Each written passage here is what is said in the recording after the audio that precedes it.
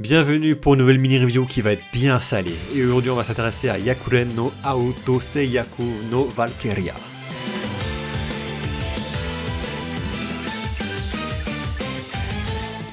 Quel est donc cet animé?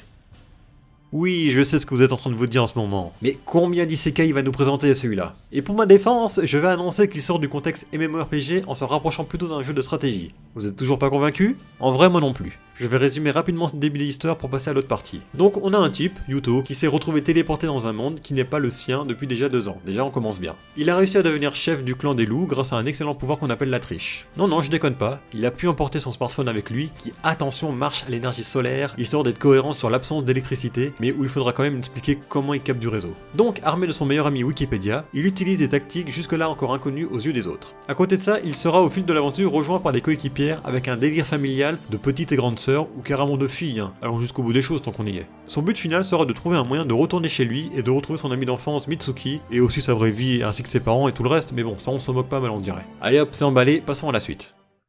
Et mon avis dans tout ça?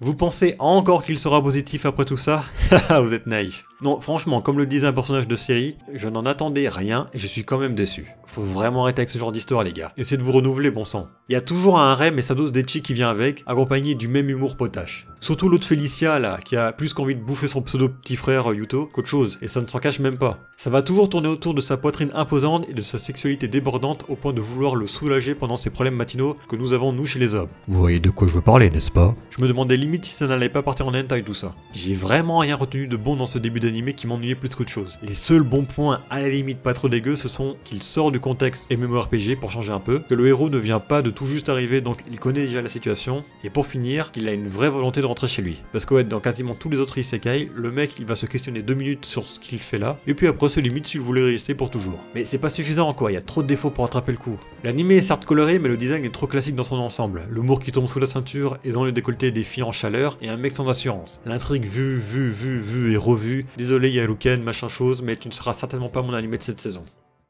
Et oui, c'était une vidéo un poil plus violente que d'habitude. Du coup, je suis vraiment curieux de savoir dans les commentaires si vous êtes d'accord ou justement si vous ne l'êtes pas. Le partage et le like, tout ça, et moi je vous dis à la prochaine pour une nouvelle vidéo. Sayonara!